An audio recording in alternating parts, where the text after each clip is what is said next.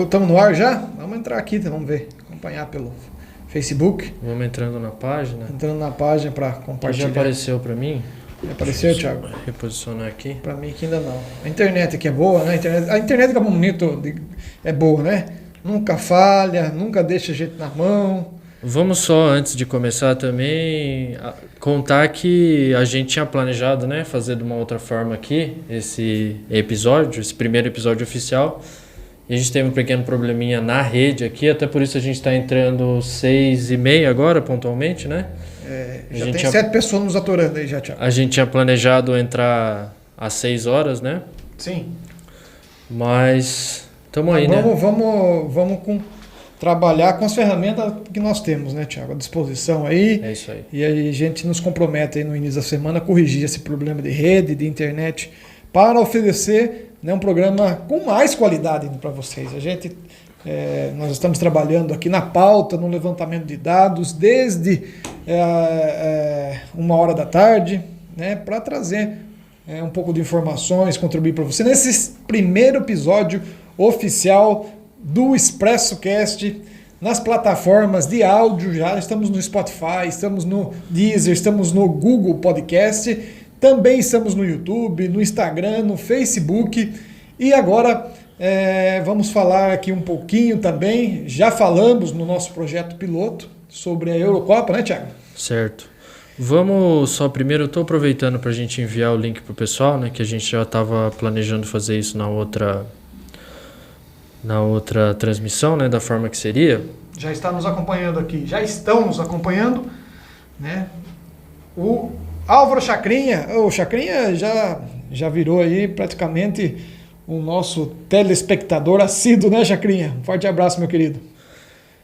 Eu mandei aqui para umas pessoas já, para a gente ir começando. Eu gostaria então que a gente vamos fazer uma saudação inicial, Chico? Vamos sim. Pode mandar uma boa aí. noite pro pessoal, mandar boa noite então para todo mundo que está acompanhando essa primeira edição oficial do ExpressoCast. Estamos no ar, senhoras e senhores. Apertem os cintos, que está partindo a primeira edição do ExpressoCast. A gente vai falar sobre vários assuntos hoje. Vamos tratar um pouquinho da Eurocopa, como a gente já tratou no programa piloto. Vamos falar também aqui sobre a nova gíria do momento, né? O cringe, que está tomando aí as redes sociais, e outros assuntos aí, contando, claro, também com a participação, né, dos nossos amigos internautas aí pelo Facebook, pelo Instagram, que a gente está hoje, e depois, como você falou, vai estar no YouTube e vai estar no seu agregador de podcast favorito, Spotify, Deezer, Google Podcasts, a partir de segunda-feira. Vamos lá, Chico? Vamos lá. Então, deixa eu só deixar certinho aqui a nossa internet. Ok. Vamos começar pela Eurocopa, Thiago? Já estamos na fase mata-mata, oitavas de final já da Eurocopa. E vamos falar dos próximos jogos. Amanhã já tem jogo, né? Nessa nova fase da Eurocopa. Temos amanhã Itália e Áustria. Amanhã a gente começa o dia com País de Gales e Dinamarca, né? Que eu acho que é o jogo da 1h da tarde. Talvez um dos confrontos aí de menor expectativa para essas oitavas de final, né? E a gente já tem uma das candidatas ao título, que é a seleção da Itália, que com certeza vem forte aí para disputar esse título da Euro, né? A Itália, que é uma das 3 seleções que está 100% nessa Eurocopa, junto com a Bélgica, que faz um jogão com Portugal nesse domingo 4h da tarde. E também a seleção da Holanda, que está 100%. Eu estou aqui com a camisa da Holanda hoje, inclusive. Essa é relíquia, hein, Thiago? Essa aqui é cringe, vamos dizer assim. É cringe. Essa é cringe. Essa aqui é da Eurocopa de 88, né? Que a Holanda foi campeã. A Holanda do Van Basten, do Ruud Gullit, de outros grandes craques. Marco Van Basten. Estou aqui prestando essa homenagem. Eu espero não ser pé frio de novo, porque da última vez eu vim com a camisa de Portugal. Meu Deus do céu. E acabou não dando certo. Mas assim, a gente estava falando também ali, vamos combinar que a gente estava falando de um jogo contra a Alemanha. Sim. E uma Alemanha na Eurocopa a gente nunca descarta, né? Jamais. E você tem aí, nessa etapa mata-mata, Thiago, além da Itália, né, que vem como franca favorita, na sua opinião, eu também concordo. A Azzurra é franca favorita. E temos um clássico, né, que vai ser no domingo, Inglaterra e Alemanha. A gente tem Inglaterra e Alemanha, eu acredito que não seja no domingo. Eu acho que é na terça-feira. Eu acho que Deixa eu conferir aqui a tabela. Eu acho que é no dia do último. É o último perfeito. dia de jogos dessas oitavas de final.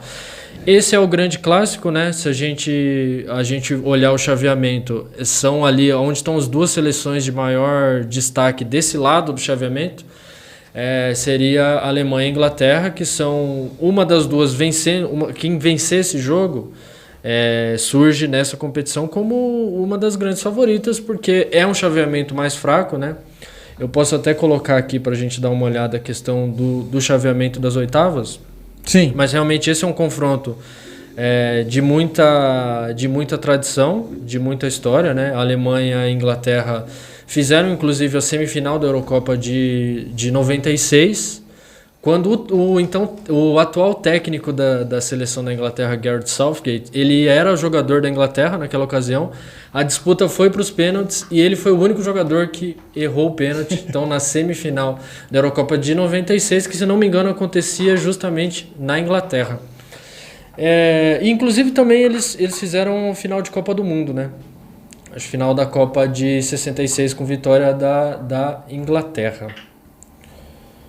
Tá, e nós temos também um fato polêmico, Thiago, que foi a ideia da Prefeitura de Munique prestar uma homenagem ao movimento, ao orgulho, movimento do orgulho LGBTQ,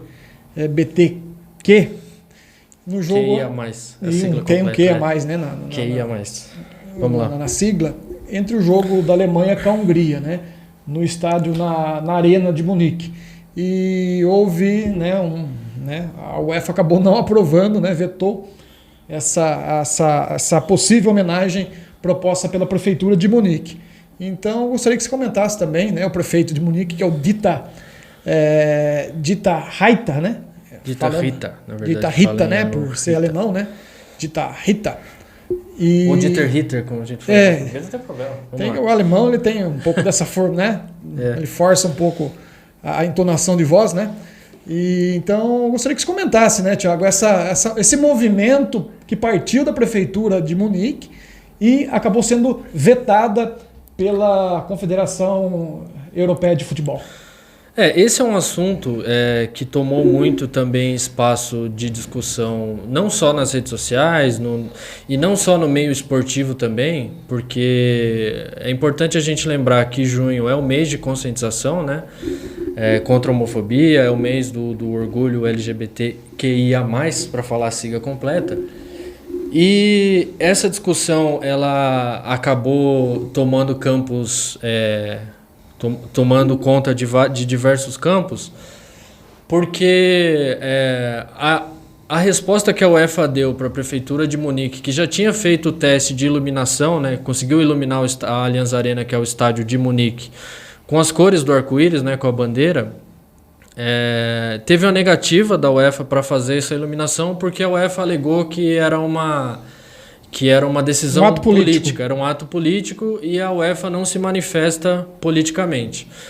Para a gente contextualizar um pouco, o jogo era Hungria e Alemanha, e a Hungria recentemente aprovou uma lei que é considerada homofóbica.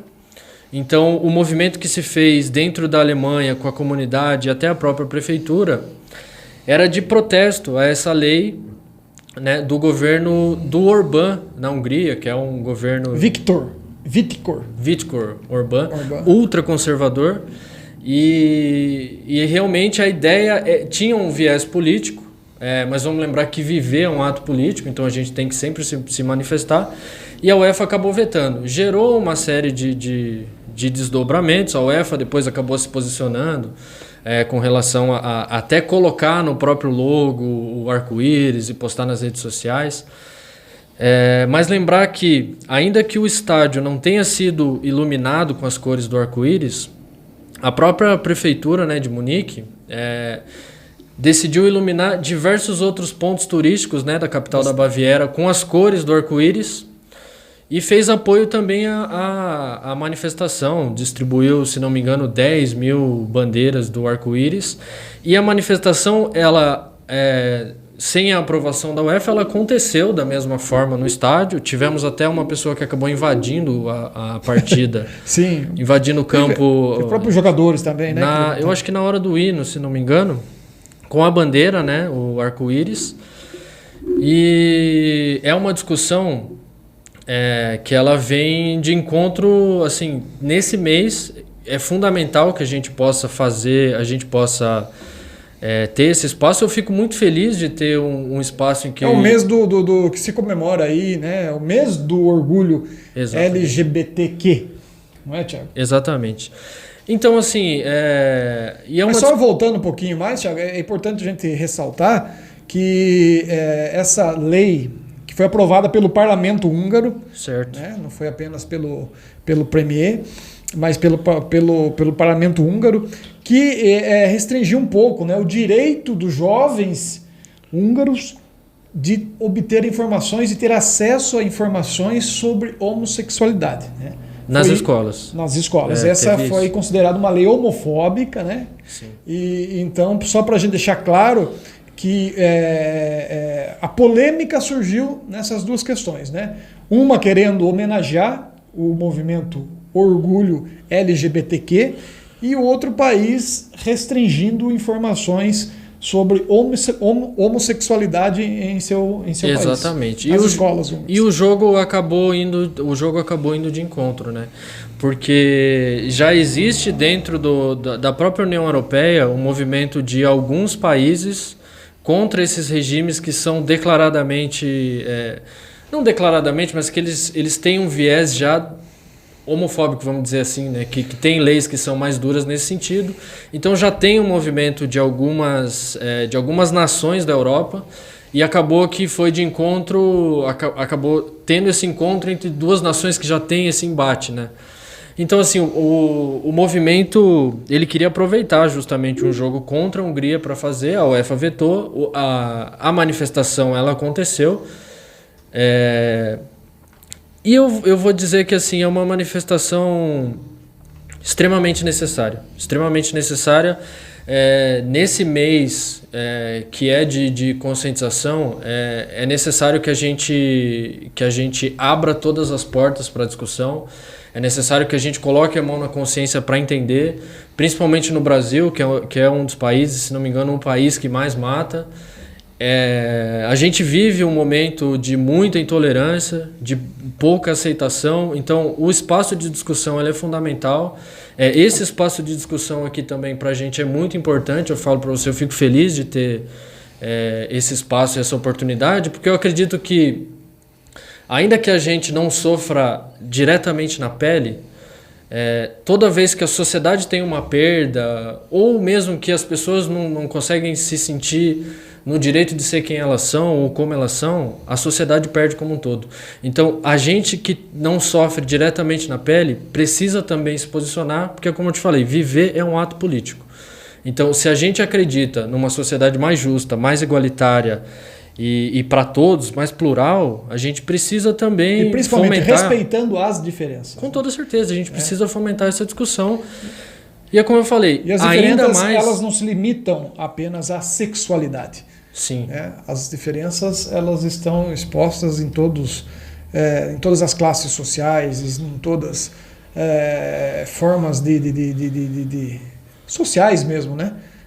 Entre os jovens, entre os mais idosos, entre as pessoas brancas, negras, pardas, orientais, enfim. É preciso cada vez mais respeitar as diferenças que nós temos na humanidade, né? Seria uma humanidade muito chata, né, se fosse tudo igual, né, Thiago? Com toda certeza, com toda certeza. E por isso que eu falo que é fundamental que a gente amplie a discussão, que a gente convide mais pessoas, inclusive a gente está aqui com o canal aberto para que as pessoas participem também com a gente dessa discussão, de outras discussões que a gente traz aqui, porque realmente a gente entende eu entendo, né, que tem uma certa invisibilidade de alguns setores, entendeu? Quando eu falo que a gente que não sofre diretamente na pele precisa se posicionar e precisa colocar essa discussão em pauta quando é possível, como a gente está fazendo aqui, é porque eu sinto que muitas vezes ela não chega para a maioria das pessoas, entendeu? Então eu acho que esse espaço é fundamental. E quando chega de forma um pouco distorcida, um pouco mais restrita, né? Então a nossa ideia é ampliar essa discussão. É importante que vocês ouçam também outras opiniões. Não estamos aqui falando que a nossa opinião é a certa, e nem que somos contra ou a favor de algo. Somos a favor do respeito. Somos a favor das diferenças, da pluralidade. Então, esse é o nosso posicionamento. E segunda-feira, né, Tiago, é o Dia Internacional do Movimento do Orgulho LGBTQ. O que significa esse quê, Tiago? Exatamente. Eu ia até aproveitar, porque tem um pessoal que está acompanhando com a gente aqui está acompanhando com a gente ao vivo aqui no Facebook, no Instagram aqui do Jornal Expresso. Mas esse episódio está indo para o ar na segunda-feira, dia 28 de junho, nas plataformas de áudio de streaming, Spotify, Deezer, Google Podcast. E segunda-feira é o Dia Internacional do Orgulho LGBTQIA+. E, como eu falei, o mês também, né, de conscientização, de combate. Então, nada mais justo que a gente aproveitar essa data que é tão importante para trazer essa discussão aqui também para o nosso podcast, para o nosso primeiro episódio oficial do nosso podcast. E eu fico muito feliz de poder dar visibilidade a um tema que eu considero fundamental. Um movimento muito importante, né, Tiago? As diferenças. Muito importante porque... E um abraço a todo o pessoal que está nos acompanhando, a todos Exatamente. Os heterossexuais, aos homossexuais, aos bissexuais, a todos, né? As diferenças são fundamentais para a gente viver numa sociedade cada vez mais justa e igualitária. Fica aqui o nosso abraço, né, que precisa, como eu falei da última vez, ser virtual, né, enquanto a gente está nesse momento de pandemia. Já a gente já vê. Mas a nossa solidarização, sobretudo, né, e estamos aí sempre para fomentar discussões que nos levem a um caminho de sempre mais igualdade, sempre mais liberdade, porque...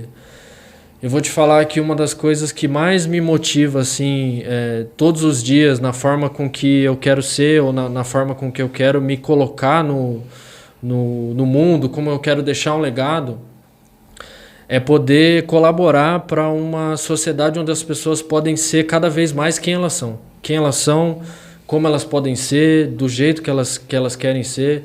Então, como eu falei, eu fico muito feliz de ter a oportunidade de ter esse espaço, a oportunidade que o Jornal Expresso me dá de ter esse espaço de falar sobre diversos assuntos, porque aqui eu vou poder levantar bandeiras que eu considero fundamental para a igualdade, que para mim é um dos grandes propósitos que eu tenho na vida, assim, de maneira geral. E também a importância de nós levarmos a reflexão. Com certeza. A reflexão, né, é saudável, né? Você pensar, você analisar, não ser radical no seu posicionamento, né? Você poder ter bom trânsito, né? Você vai chegar num ambiente público, você vê um ambiente diversificado, você poder conversar com todos de igual para igual, sem ofensa, né? Respeitando as diferenças, né? É essa reflexão que nós queremos levar enquanto veículo de comunicação, enquanto mídia, né? Enquanto esse espaço que nós criamos aqui no ExpressoCast. Então, é gostoso você poder contribuir, né? Levando as pessoas a refletirem determinados assuntos que muitas vezes é um paradigma dentro de alguns lares, dentro de algumas famílias, né? Mas hoje não, hoje em dia esses movimentos estão ganhando força na sociedade mundial e precisamos cada vez mais levar esses temas à reflexão, não é, Tiago? Você tem toda a razão. E eu acho que a gente falou... a gente deu uma geral sobre esse assunto, né, que a gente gostaria de falar. Vamos desencadear um outro assunto aqui. E antes até de finalizar, e a gente até dá um gancho para a gente entrar no próximo assunto, que o racismo, o preconceito e a homofobia, enfim, Eles são pra lá de cringe, né? Vamos falar assim. É olha, tá beirando sim, os neandertais aí. Isso sim que é vergonha alheia, já dando gancho pra gente entrar aí nesse próximo assunto, que é o meme, a gíria que tá rolando pra caramba aí nas redes sociais. É o pessoal criativo, né, Thiago? Cringe. Cringe. O que é cringe, né, Thiago?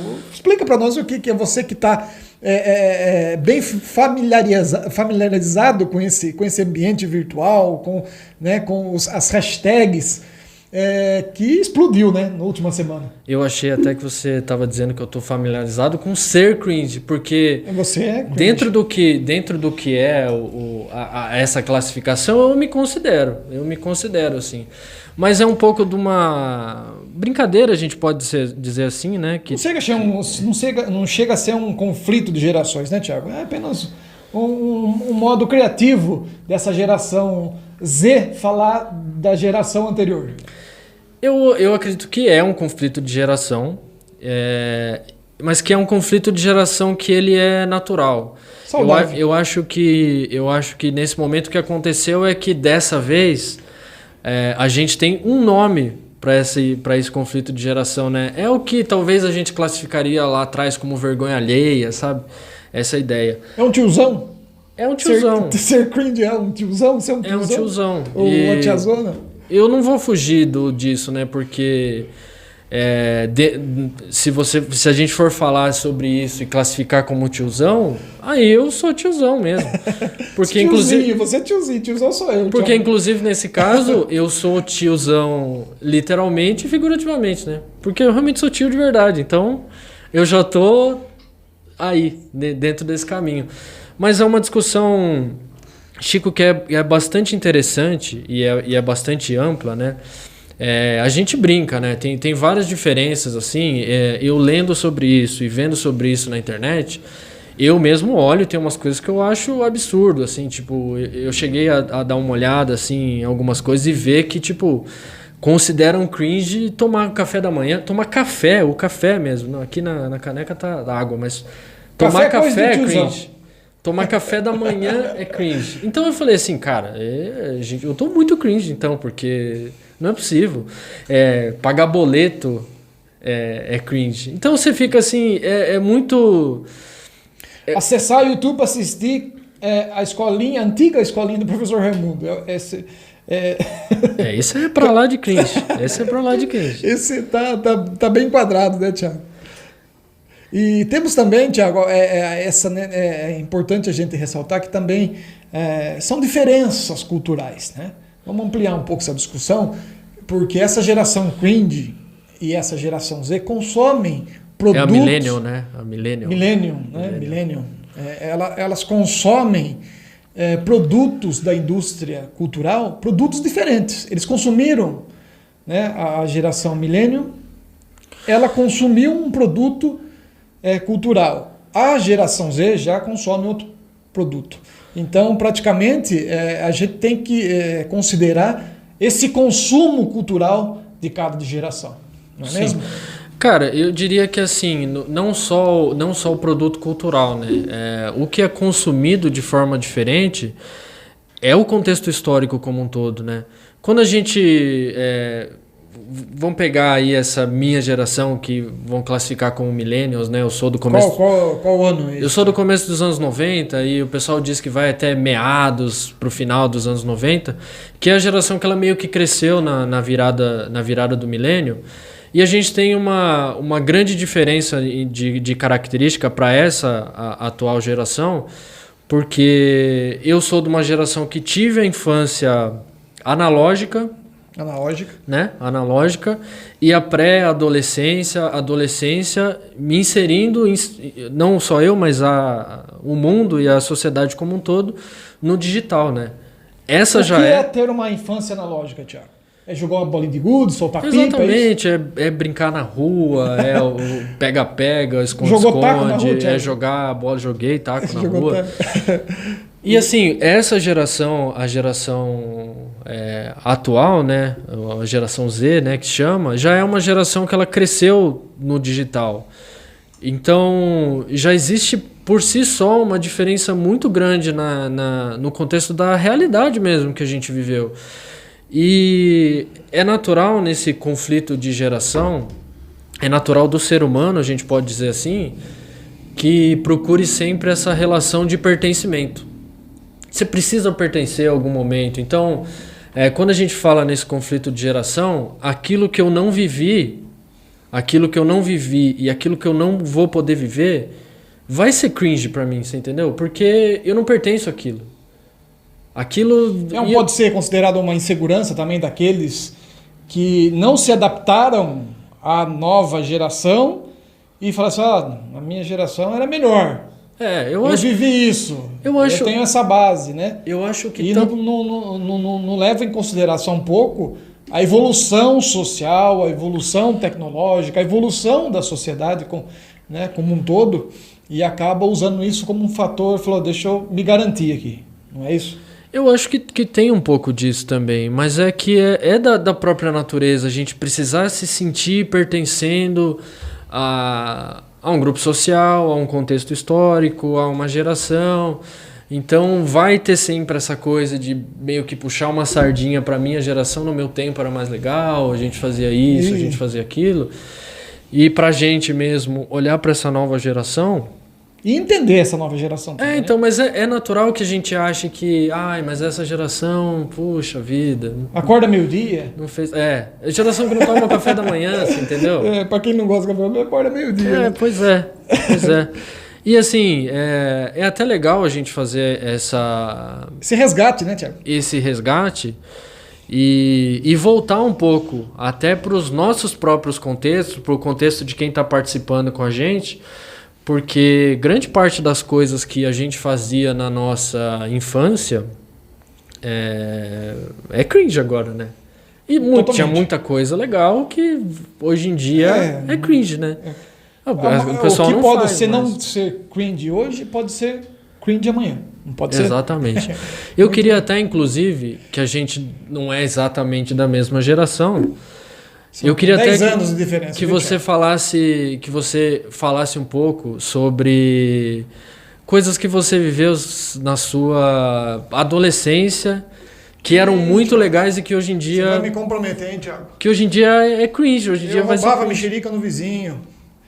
Pulava lá para roubar ameixa, roubar no bom sentido, né? A gente tinha um vizinho lá que tinha pé de ameixa, tinha pé de mexerica, tinha pé de amora. Então... Isso é uma delação premiada, isso aqui. Nossa, era fantástico, né? E sendo cringe, já sendo, né? Então, mas o interessante, a paquera daquela época. Como que você paquerava naquela época? Tinha umas balas de cereja com frases românticas. Então, a primeira menina que eu me interessei lá no colégio, né? Eu usei essa estratégia, a estratégia da bala com cereja com a frase romântica. E você, Tia, como você paquerava na sua época? Eu só, antes de entrar nessa conversa, eu só queria saber se deu certo essa estratégia e se você lembra qual que era a frase, porque eu acho que não dava para escolher a frase, né? A frase não lembro, mas a estratégia funcionou, Thiago. Olha só que Mais beleza. ou menos, não foi na primeira vez, mas na terceira funcionou. Que beleza.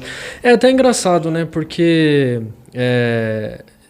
eu voltar mesmo no tempo, até brinquei contando uma história para você hoje aqui, só para fazer referência justamente ao contexto histórico, né? Porque se eu pegar ali a minha infância ou a minha pré-adolescência, e levar para um contexto, por exemplo, do colégio, tinha lá a menina que eu gostava no colégio. E eu era um cara muito introvertido, tinha dificuldade de me comunicar e tal.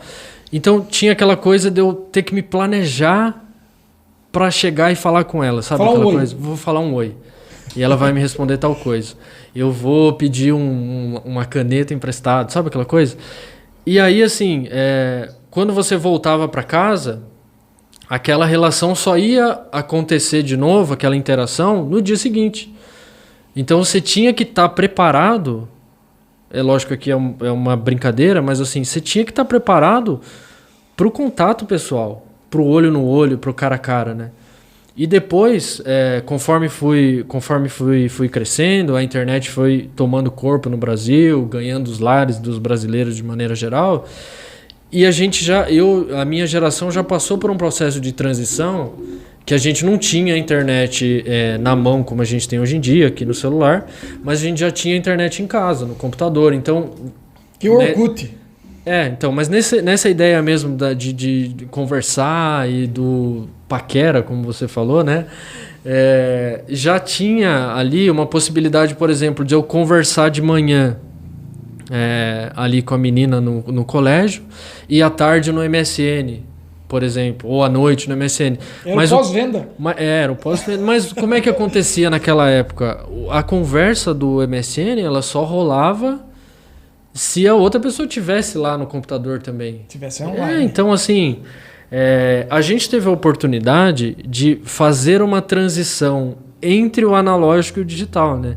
Entre as relações do campo real e as relações do campo virtual. E eu acho que isso é absolutamente fundamental. É absolutamente fundamental porque...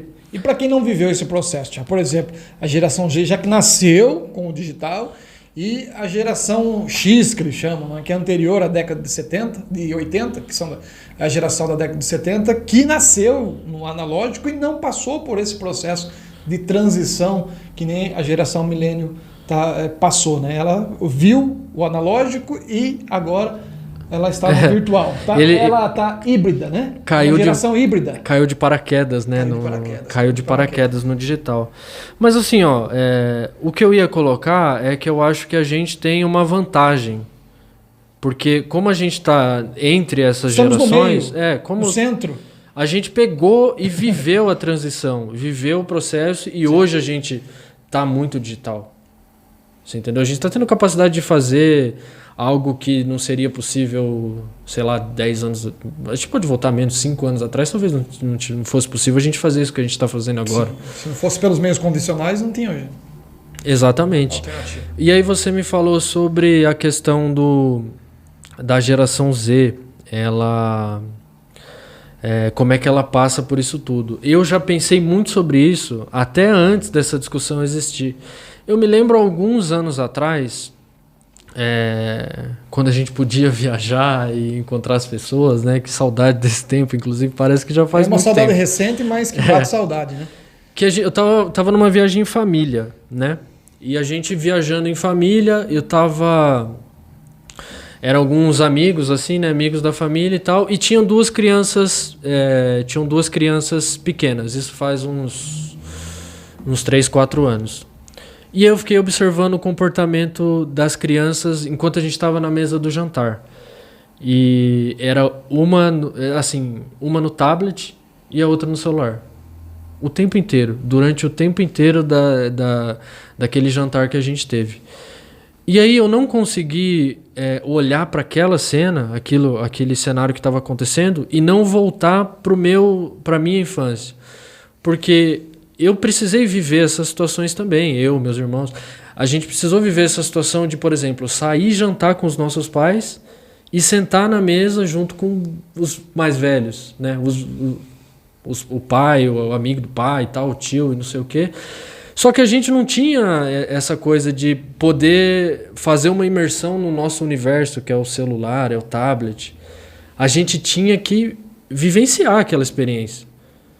Ou de alguma forma interagir ou tentar capturar alguma coisa que estava ali, ou usar a nossa criatividade, né? Eu adorava pegar um pedaço de papel e desenhar. Essa é uma vantagem, né? Que a geração, né, que conviveu com uma infância mais analógica, né? Alguns estudos apontam que a criatividade ela consegue se desenvolver com maior intensidade. Não sei. Né? Eu também não sei. Não me aprofundei nesse estudo, eu vi apenas um estudo da própria Universidade de São Paulo, mas deve ter outros estudos também que comprovem o contrário, né, Thiago? Eu acho aqui afirmando nada. A gente está aqui só, óbvio, fazendo um bate-papo informal, trazendo os assuntos que que foram relevantes durante a semana, mas é uma questão que eu sempre me coloco, porque assim, qual será que é o impacto, qual que será o impacto social ao longo dos anos, né? De pessoas que estão cada vez mais digitais dentro do próprio universo e interagindo cada vez menos com o que está ao entorno delas, né? Então, assim, por isso que eu falo que essa transição pra gente, eu acho que ela foi importante a gente ter passado, porque a gente foi aprendendo e crescendo junto com a internet, junto com a capacidade de comunicação. Nós somos privilegiados porque nós entendemos os dois lados da moeda, nós vivemos os dois lados da questão. E também, Thiago, nós temos que resgatar um pouquinho ali do primeiro tema, do segundo tema que nós falamos, com a respeito, com relação à diversidade e à pluralidade, e também remetemos a essa questão. Nós temos que respeitar, nós temos que entender essa nova geração. Eles não vão ter os mesmos costumes que a geração anterior, que a geração atual. Tudo vai se modificando, tudo vai evoluindo, vai se criando novos universos, seja ele digital, analógico, ou até mesmo num ambiente que remetemos aí ao início da humanidade, né? Sim. Então a gente tem que entender todo esse processo sociológico, né? Ancestral, para entender e respeitar também. Não é porque eles estão no ambiente digital que eles são piores ou melhores que alguém, né? Essa reflexão é tão importante fazer, né, Thiago?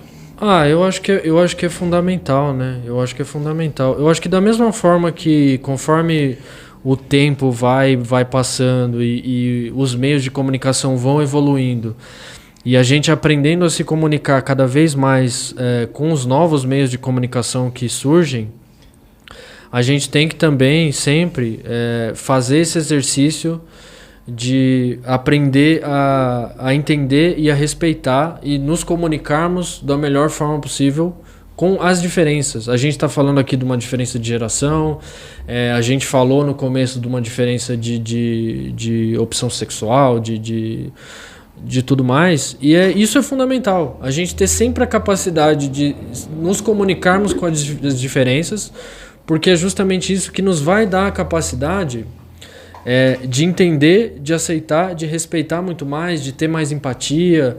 Então, essa comunicação não se limita, né? É fundamental. O respeito não tem limite, né, Thiago? Ele não se limita a uma questão, a outra questão. Ele tem que ser amplo, tem que ser conforme mesmo a palavra, né? Respeitar da forma mais plural possível, né? E tivemos 2 temas aqui que demonstram claramente isso, né? Que foi aí o orgulho LGBTQ. Você não respondeu o quê? Porque acrescentaram a letra Q. E também com relação a essa novas gerações que estão surgindo de acordo com a evolução da tecnologia na sociedade humana. Tiago, também tem uma questão, nós que também trabalhamos com comunicação, com agência de publicidade, que o mercado também ele consegue detectar. Eu considero, Tiago, apesar de eu ser proprietário de uma agência de comunicação, eu considero que a publicidade ela está quase ali mais ligada à arte, certo? Do que propriamente dita ao mercado consumidor, certo? Eles se conversam, né? O mercado consumidor com a arte, mas a publicidade ela tem um pouquinho desse viés um pouco mais artístico, né? Remetendo aí ao Leonardo da Vinci, né? Que iniciou todo esse processo artístico durante a sua época. Mas o que eu queria falar é o seguinte: a publicidade ela consegue detectar, né? Essas hashtag creed, né? Dentro do mercado publicitário, para aproveitar um gancho ou outro. Eu vi algumas coisas na internet, mas não estou vendo com relação às grandes marcas ainda. Você diz ao cringe? Ao cringe. Você diz assim, se eu acho que o mercado tem essa... Se a publicidade tem a capacidade de absorver isso? Ele absorve, né, muitas questões polêmicas, sim, muitos hashtags que ganharam, né, as mídias sociais, e eu estou percebendo, imaginando aqui, esse resgate da geração milênio, né? Quanta coisa as marcas podem resgatar com esse novo movimento que está nascendo. Ah, com certeza, com certeza. Aproveitar, né? Eu acho que o mercado tem uma capacidade de mercado muito grande. Muito Gigantesca. Porque a nostalgia ela é uma coisa muito forte, né? Então, assim... E que nós falamos em publicidade, nós falamos de emoção. Como você falou, é a arte, né? É a arte. E aquilo que a gente viveu, aquilo que a gente teve a oportunidade de viver, sempre vai ter para nós um valor muito grande, né?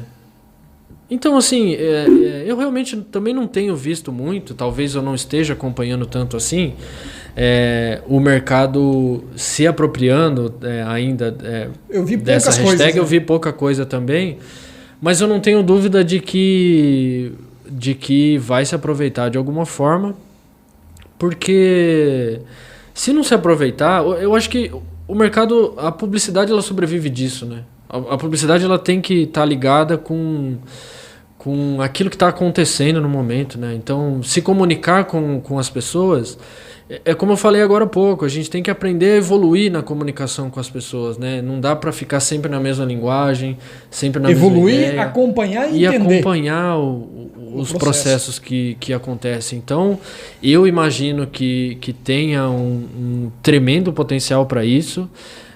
Realmente não tenho visto muito, mas eu tenho certeza que vai acontecer, porque é um viés, né? Fica aí a dica, né, para as empresas aí que gostam. É uma consultoria gratuita. Uma consultoria gratuita que gostam, né, de interagir, principalmente com os clientes, através das plataformas digitais.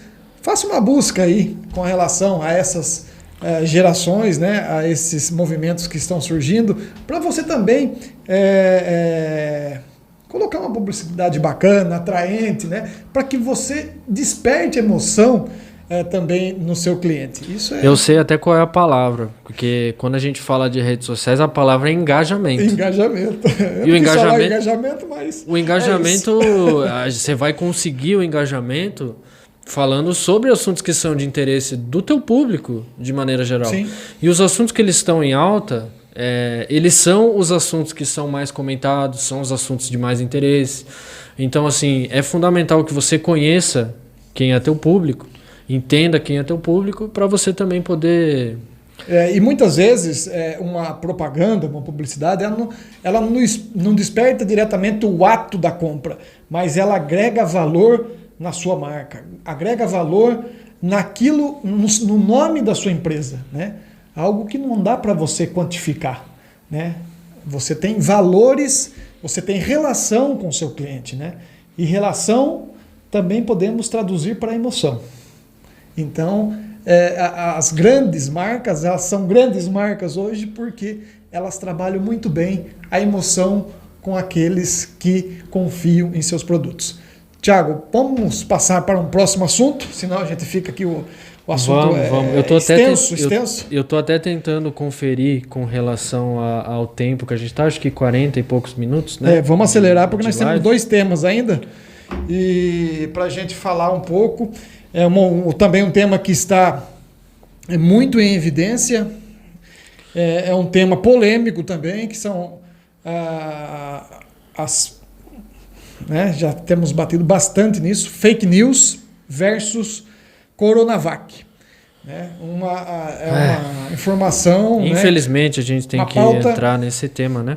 Uma pauta aí que, como você me falou, infelizmente, mas temos que falar. Temos que mostrar que qualquer vacina que esteja disponível hoje, principalmente aqui no Brasil, ela tem o seu percentual de imunização, ela é fundamental para a gente vencer essa pandemia e, principalmente, vocês que estão nos acompanhando, né, Thiago, evitar, nosso papel aqui também é orientar, evitar essa distribuição de notícias falsas com relação à vacinação da Coronavac. Eu queria que você comentasse também, Thiago, a respeito disso, né? Você tem acompanhado diariamente, você nos auxilia muito nos boletins aí da Covid-19 e a Coronavac é uma vacina importante. né, ela é produzida por um instituto que tem mais de 100 anos, que é o Instituto Butantan. Gostaria que você comentasse um pouco. Eu vou entrar no site do Butantan para falar uma notícia depois que eu considero também muito importante para a gente combater as fake news com relação à Coronavac. Você falou aí da vacina ser do Butantan, ser produzida no Butantan. A maioria, grande parte das vacinas que a gente não só toma, como tomou ao longo de anos no Brasil. É só pegar lá a carteirinha de vacinação. Foram vacinas produzidas no Butantan.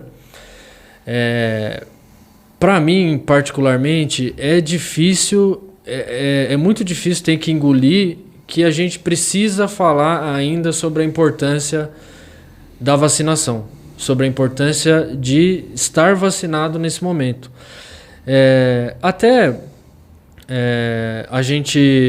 Eu estava estava dando uma olhada na internet, eu acredito que tenha sido, eu acho que foi essa semana, se não me engano, acho que no comecinho dessa semana, a gente falando aqui de vacinação, e eu estava vendo uns dados sobre os Estados Unidos, né?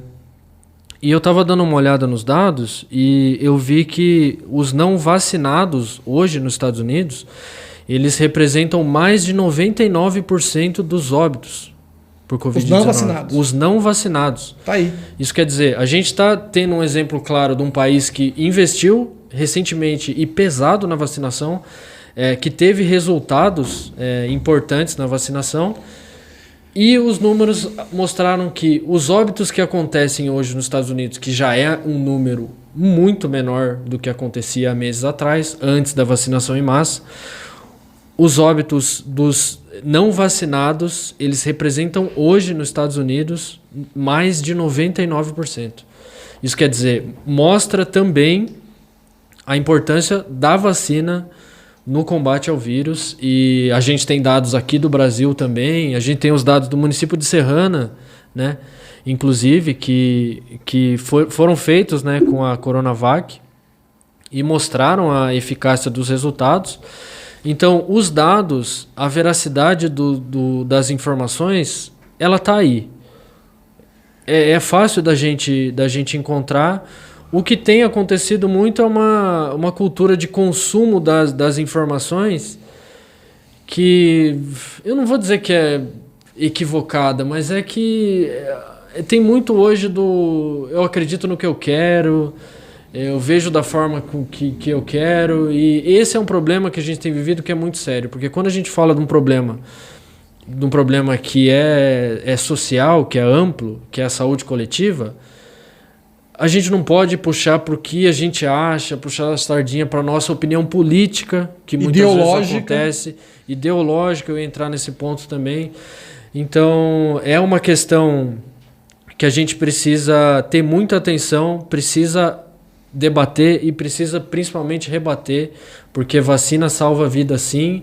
Eu falei no nosso episódio piloto, vou falar de novo, mais um Viva o SUS e mais um Viva a Ciência, que tem salvado muita vida e ainda vai salvar muita vida no Brasil nessa pandemia. E com certeza, nós ressaltamos aqui, e como tem gente ainda que espalha notícias falsas com relação à Coronavac. Infelizmente. Nós pedimos, gente, um pouco mais de sensibilidade, um pouco mais de amor ao próximo, porque nós vamos vencer essa pandemia somente com a vacinação em massa.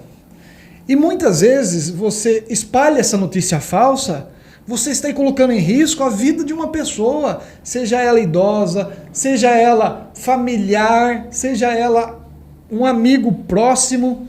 Então é a saúde de alguém que você está colocando em risco ao multiplicar, ao repassar a notícia falsa.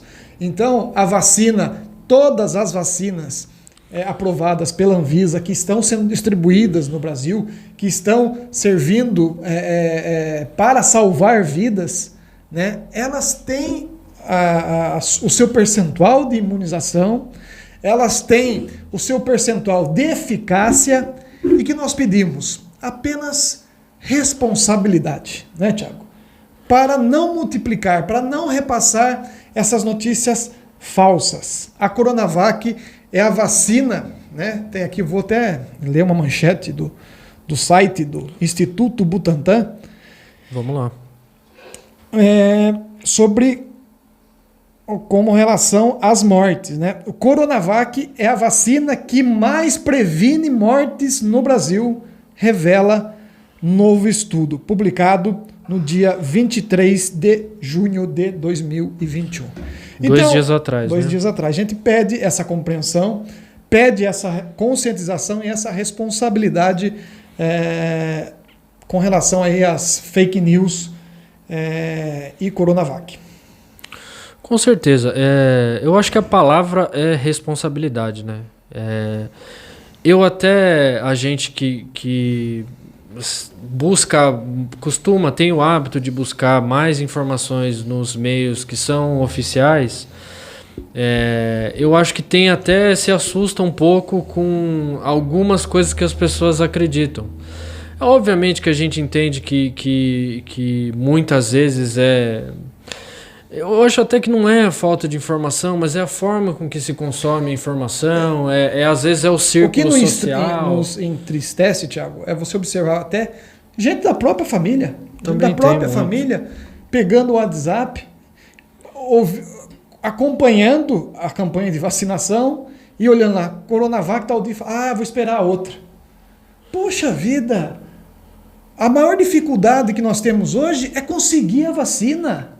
E nós temos a vacina à disposição, tome a vacina. Exatamente. Né? Exatamente. Não caia na onda de notícias falsas, de estratégias políticas, eleitorais, ideológicas. Né? Não é o momento de a gente politizar um assunto tão importante, tão preocupante, que é a pandemia, você colocando pautas ideológicas em cima de uma vacina que serve para salvar vidas. O que mais... Ainda mais quando é uma política e é uma ideologia que mata. Sim, e o que mais também nos revolta, Thiago, é com relação a essa intolerância, né? Essa falta de empatia com o próximo. Né? Onde está o amor ao próximo? Né? O que está acontecendo com as pessoas que a gente fica se perguntando toda hora, todo momento, que a gente vai em algum lugar, observa que o cara fala, eu não vou tomar a Coronavac porque é do governo do Dória. Viu? O Instituto Butantan é de 1900, gente. Né? A vacina foi produzida por estudiosos, cientistas que estão há 40, 50 anos no mercado de vacinas, né? De produção, fabricação de vacinas. Não estamos falando de determinado político A, político B, estamos falando de um imunizante para salvar vidas. E a gente deve, você falou dos cientistas, a gente deve um profundo respeito, e eu tenho muita admiração pelos cientistas do Brasil, porque são batalhadores. Não é fácil ser cientista e pesquisador no Brasil, a gente sabe. Tem cientistas ganhando R$ 1.500 por mês. Exatamente, para salvar a vida, para fazer isso que eles têm feito. Fazendo PhD, ganhando R$ 1.500. Para fazer isso que eles fazem pelo país, pelas pessoas, pela ciência, pela saúde. Então aqui, para mim, eu te dizer que é lamentável a gente ter que ver o trabalho que essas pessoas fazem, muitas vezes por amor, aquilo que elas fazem. Por missão, né, Por Thiago? Missão. Estão querendo deixar um legado também, assim como nós, né? Porque é um desrespeito, né? Deixar um legado, como, né? Que a vida seria tão chata se não tivesse uma missão, se não tivesse um propósito, né? Então, esses cientistas também, eles têm propósitos, né? Sim. E, principalmente, eles têm responsabilidade. Exatamente. De oferecer algo que vai ser distribuído para milhões e milhões de pessoas. E nesse caso, Chico, o legado que a gente está falando é vida. Não tem nada mais valioso que vida. E eu vou te dizer que para mim é muito difícil a gente ter que ter essa discussão e saber que ela permeia muitas vezes os meios que a gente convive. Quando a gente acabou de passar por uma semana aqui em Capão Bonito com 22 mortes. Talvez a semana mais trágica da história de Capão Bonito. A gente acabou de passar por uma semana em que morreram 22 pessoas. Que se talvez tivessem sido vacinadas antes, tivessem oportunidade de ser vacinadas antes, talvez não tivesse... Talvez não, com certeza a gente não teria que passar por isso. Então, para mim, não é só decepcionante, é vergonhoso, é revoltante a gente ter que ver, porque quando as pessoas falam disso, elas desrespeitam todas aquelas pessoas que infelizmente já partiram por esse vírus, que a gente sabe que é cruel, que se alastra muito rápido, que a gente tem que ter muito cuidado com ele. E deixamos aqui os nossos sentimentos a todos os familiares, com certeza, a todos os amigos, de todas as vidas. Quase mais de 500 mil de pessoas aí perderam suas vidas somente no Brasil, né? Imagina no mundo inteiro. É um vírus muito agressivo, é a maior pandemia da história da humanidade e, por favor, tomem a vacina. Independente se ela é Coronavac, AstraZeneca, se ela é a Pfizer, tomem a vacina para salvar a sua vida e também a vida do próximo. Tiago, vamos partir para um outro assunto, que o tempo aqui está curto, o papo está muito bom. A gente está quase na nossa reta final, né? Estamos na reta final já.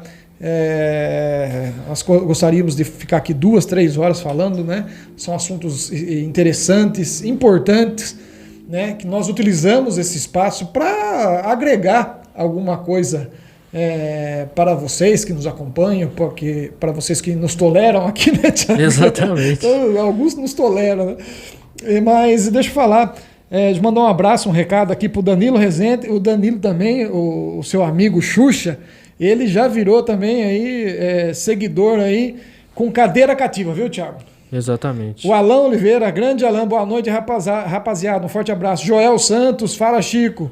Falou de esportes aí, tamo junto, valeu. A todos vocês que estão nos acompanhando, a todos vocês que vão nos acompanhar, que vão acompanhar nas outras plataformas também, né? E a gente fica muito feliz com a participação, agradeço a participação de todo mundo. O Heitor da Gelson, todo mundo que está acompanhando a gente, um abraço aí para todo o pessoal. Pedir também para o pessoal compartilhar também, curtir, compartilhar, pode compartilhar a nossa live. E depois também no podcast, quando ouvir o podcast, também pode compartilhar com as pessoas. De repente você acha o conteúdo interessante. A gente está aqui para trocar uma ideia, para ampliar vários diálogos e conta com a participação e o apoio aí das pessoas que estão seguindo a gente, que estão acompanhando o nosso conteúdo, porque a gente vai um passinho de cada vez, mas o objetivo sempre é chegar longe. Sim, né? e esse espaço ele é alternativo, certo? É de vocês. Né? Não temos medo algum de falar de qualquer tipo de assunto, de qualquer tipo de tema que interesse a sociedade, né? Seja ela a sociedade onde a gente atua aqui como cidade, seja ela em nível um pouco mais estadual, regional ou até mesmo nacional e mundial, como alguns temas que nós estamos abordando aqui. Vamos falar de política agora, Thiago, política internacional. Vou deixar para quem sabe. Vamos resgatar um pouquinho de política, essa política internacional, trazer um pouquinho para a nossa comunidade aqui capomunitense, mas antes disso, né, porque a gente vai falar sobre política internacional, que nós somos aqui os entendedores de questões internacionais? Não. Porque está muito chato falar de política nacional, né, Thiago? Porque ou você é A ou você é B. Se você for A e o B vir conversar com você, você vai tomar uma agressão, você vai tomar quase um cão de raiva, né? Com raiva que vem agredir a gente se você discordar de algum posicionamento, como se o país se dividisse, né, em duas figuras políticas, né? Tá muito chato, né, debater política no país. Então a gente vai para outro lado do mundo lá para falar um pouquinho do novo governo em Israel. Bora, Thiago? Vamos lá. Vamos lá, então. Foi eleito, né, um novo governo no Estado de Israel. É interessante que o Estado de Israel, que nasceu em 1947, através de uma Assembleia Geral da ONU de 1947, presidida por um brasileiro. E esse brasileiro, ele é muito querido, foi ministro do governo Getúlio Vargas, Oswaldo Aranha. Inclusive tem até uma praça lá em Israel. Em Jerusalém, né? Não, é em... Tem uma praça em Jerusalém, é nome de rua em Tel Aviv. Oswaldo Aranha é Oswaldo muito, Aranha, isso muito mesmo. querido. É o nome de uma praça, Oswaldo Aranha, ele é muito querido pelo povo judeu, pela comunidade judaica. E então, esse Estado nasceu em 1947, numa Assembleia Geral da ONU, e agora, depois de 12 anos do governo Bibi, que eles chamam, né? Benjamin Netanyahu. Benjamin Netanyahu. Ele agora tem um novo governo. É um governo onde a comunidade judaica espera que esse governo converse com outros segmentos de judeus espalhados pelo mundo inteiro, né? Que nós temos aí uma grande comunidade judaica, não só em Israel, né? Tem diversos países, no mundo inteiro. E que ele também converse com judeus um pouco mais ortodoxos, com os judeus conservadores, também com os judeus evangélicos americanos, com os judeus árabes, né? Então que ele tenha uma ampla discussão, que seja um governo mais plural, podemos dizer assim. Então, até vai no próprio viés de várias discussões que a gente trouxe aqui, né? A pluralidade. Essa ânsia da pluralidade, da aceitação, né, dentro de um espaço, dentro de uma comunidade, dentro de um país, nesse Sim. caso a gente está falando. E realmente eu acho que é um clamor, né, popular. É um clamor, no caso de Israel, um clamor das minorias, né? Sim. Ele representou, né, ele teve um papel importante, ele ainda tem uma relevância. Economicamente, ele teve um papel Sim. absolutamente fundamental, né, para o desenvolvimento. O Benjamin Netanyahu. Como que como, né, a língua hebraica ela é um pouco puxadinha os acentos, né? Mas foi um governo importante porque a questão econômica, você muito bem ressaltou isso, mas também que ele representa uma direita conservadora de Israel, né? Esse governo que ficou 12 anos, né, sob o comando do Netanyahu. Desde 2009, né? 2009. Então, ele já tinha sido primeiro-ministro. Sim. 90, inclusive, o atual primeiro-ministro foi chefe de gabinete dele. Exatamente, né? Ele, na verdade, teve aí uma movimentação política onde ele, entre aspas, foi traído por pupilos políticos dele, né? Exatamente. Sim. Essa foi e outra, né? Eles tiveram que juntar tudo que tinha no balaio só, né, para tentar vencê-lo, né, para tentar derrubá-lo, podemos dizer assim, porque não teve né, algum objetivo assim para que conversasse com todos esses segmentos de judeus que nós temos espalhados pelo mundo inteiro, mas sim colocou no mesmo balaio, né, a esquerda de Israel, parte da direita, partidos árabes, né, para o quê? Para vencer o Netanyahu, para também dar uma oxigenada no governo em Israel. E não vale lembrar que não foi a primeira tentativa, né?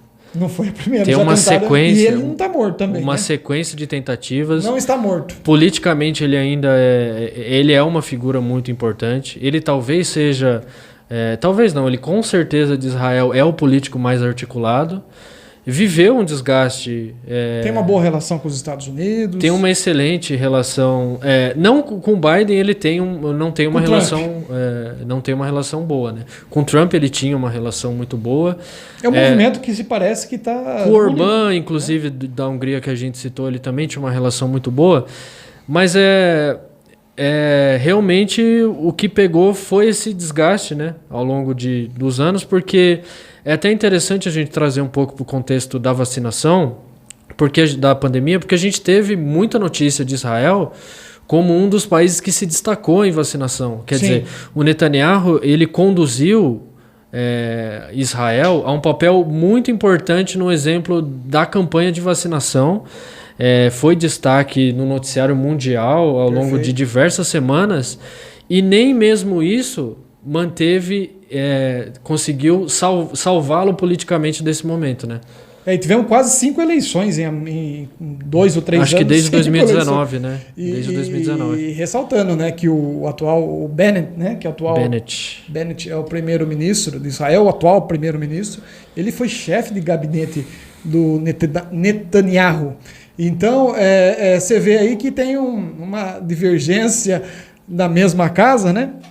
mas que houve essa mudança de governo no Estado de Israel, e que é importante a gente enfatizar e também trazer um pouquinho para a nossa realidade aqui, Tiago, porque o povo hebraico contribuiu muito, né, com a formação, com os costumes, com a cultura de muitas localidades no mundo inteiro, e também aqui em Capão Bonito. Nós temos famílias... No Brasil como um todo. No Brasil como um todo. Nós temos aqui, trazendo um pouquinho, né, para Capão Bonito, mas tivemos, né, no país inteiro, aí, principalmente depois da Segunda Grande Guerra, né, onde os judeus se espalharam aí pelo mundo inteiro, mas temos muita coisa hebraica, principalmente no comércio, né, e também nos costumes, como povo brasileiro, né, como povo também capão-bonitense. Aqui em Capão Bonito nós temos algumas famílias com descendência hebraica. Os Mendes, Rodolfo e também os próprios Batista da Silveira. Tem um fato interessante, que a família Batista da Silveira completou 100 anos recentemente, não sei se foi 2019 ou 2020, e fez, né, um culto ecumênico para celebrar os 100 anos da família Batista da Silveira. E ao lado das bandeiras brasileiras, do Estado de São Paulo e do município de Capão Bonito estava a bandeira de Israel. Que interessante. Né? Que legal, cara. Então eles reafirmando, né, que são uma família tradicional aqui da nossa terra, mas com descendência hebraica. Que bacana. Eu tô aqui, na verdade, agora eu tô muito mais ouvindo do que falando alguma coisa, porque para mim é uma aula aqui também, né? A gente conversa aqui sobre diversos troca assuntos. De experiência, né, Thiago? Tem domínio sobre umas áreas, menos sobre outras, mas é bem legal a gente poder tocar sobre esses assuntos Sim. diversos, porque a gente sai um pouco também, né, da nossa zona de conforto. Sim. E qualquer informação, qualquer diálogo que venha dessa forma, eu acho que é sempre muito válido, né, Chico? Com certeza. E eles têm um faro, né, para o comércio, né, bastante aguçado, né? O povo judeu. Eles têm um domínio, né, com a arte econômica que prevalece, sobrepõe as demais descendências. Mas outro fato interessante é com relação, né, nasceu aqui no Brasil o carnê, né, o carnê, a prestação, o carnezinho de várias prestações, né, você compra em 12, 13, 14, 15 vezes, que foi implantada pelo Samuel Klein, Casas Bahia, fundador da Casas Bahia, que é um judeu, um polonês judeu, né? Ele fugiu da Polônia, né, veio, né, com a Segunda Guerra, comprou uma carrocinha. Essa história é sensacional, né? No Bom Retiro, me corrija se eu estiver errado, Thiago. E com alguns produtos como toalha, lençol, né? Essas coisas, e batia de casa em casa com a sua carrocinha vendendo. E era um bairro, né, não era um bairro rico, era um bairro popular, podemos dizer assim, de classe média baixa de São Paulo. E o pessoal não tinha um dinheiro assim no momento. Ele falou, não, paga mês que vem. Né? Ele era chamado até de turco, né? Porque ele tinha dificuldade com a língua portuguesa. E ele foi batendo de casa em casa, vendendo os seus produtos, e no fim ele criou aí essa grande rede varejista do país, que é a Casas Bahia. Né? Depois a gente se aprofunda um pouco mais na história, mas também nasceu de um judeu, né? O carnê de prestação, que foi o Samuel Klein, fundador das Casas Bahia. E também temos aqui em Capão Bonito, gostaria de citar, né, que é a família Chapoval, que é do Yuri Chapoval, do Flori Júnior, né? A mãe dele tem vem de família de origem hebraica. Eles vieram em Recife, em Pernambuco, na capital de Pernambuco, e depois vieram aqui para Capão Bonito. Então, mas é hebraico mesmo na veia, podemos dizer assim. Então, um abraço especial também para a família Chapoval aqui de Capão Bonito, que tem origem hebraica. E diversas... É muito bacana. Eu estou aqui, na verdade, tendo uma aula, né, ao vivo, junto com o pessoal que tá acompanhando a gente. O Juraci que passou muitas dessas informações para nós, viu, Tiago? Que bacana. Nós não temos que vergonha de falar a nossa fonte, né? O Juraci inclusive, sempre está contribuindo com a segunda edição que a gente cita o Juraci aqui também. O Juraci é uma enciclopédia capão-bonitense. Exatamente. É o nosso Google antes do Google, né? Ele dá uma Google, ele não precisa de Google, não. ele tá tudo bem armazenado na caixa neurológica dele. E também o fundador do Hotel Regina, aqui de Capão Bonito, foi de família hebraica, né, um judeu, que é o Kaminsky. Kaminsky. Foi fundador do Hotel Regina, né? Era um hotel um pouco mais colonial, mas também aí, né, a colônia hebraica contribuindo com o desenvolvimento da nossa cidade. Contribuindo muito, né, com o desenvolvimento da nossa cidade. É muito legal, né? Muito legal a gente ver que... E nasce novamente aí, resgatamos novamente a questão da pluralidade. Eu ia falar exatamente isso. Então até com o entrosamento tá legal, tá bacana o entrosamento. Porque é justamente isso, né? A gente começou num assunto buscando exatamente essa questão, chamando a atenção exatamente para essa questão, e a gente termina mostrando justamente a contribuição social da pluralidade no desenvolvimento de Capão Bonito, no desenvolvimento do Brasil. E é muito legal essa a gente miscigenação, né? É muito legal a gente poder observar isso tudo. Imagina se não tivesse essas culturas, né? A vinda desses imigrantes para o país, né? A gente não teria oportunidade de conhecer a cultura dessas nações, os costumes dessas nações, que muito contribuíram, lógico, para essa miscigenação, diversificação cultural que nós temos no país. Mas se nós não tivéssemos, né, a vinda desses imigrantes, seria uma coisa, né, não teríamos a oportunidade de... Por isso que o Brasil é um país maravilhoso, né, Tiago? O Brasil é um país maravilhoso. Porque você encontra diversas culturas numa mesma cidade, no mesmo estado, né? De norte ao sul do país, há essa diversificação cultural. Isso é magnífico, né? É magnífico. É a cara do Brasil, né? É a cara do Brasil. E é por isso que a gente clama tanto por essa aceitação maior de outras pluralidades, né? Porque a gente vive numa sociedade com diversas diferenças, mas que ao mesmo tempo a gente é uma coisa só. A gente é brasileiro, a gente é ser humano, a gente vive no mesmo planeta, a gente quer poder viver em paz, a gente quer poder... Cara, a gente quer poder ser feliz. Cara, curtir a vida, né, Thiago? Curtir a vida, e eu vou te falar de coração, eu quero também que as pessoas possam ser felizes, como eu falei, sendo quem elas são, como elas são, de onde elas vieram, isso tudo não interessa.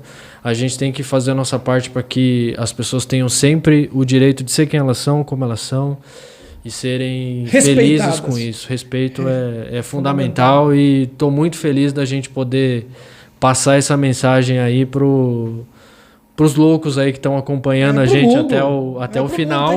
No mundo inteiro, porque eu ia te falar, porque justamente essa mensagem se espalha. Eu considero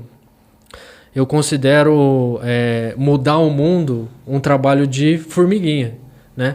Vai passando para um e passa para outro, mas para mim a corrente do bem ela é muito poderosa. Então quando a gente passa uma mensagem positiva, a gente quer que essa mensagem chegue cada vez mais a mais pessoas.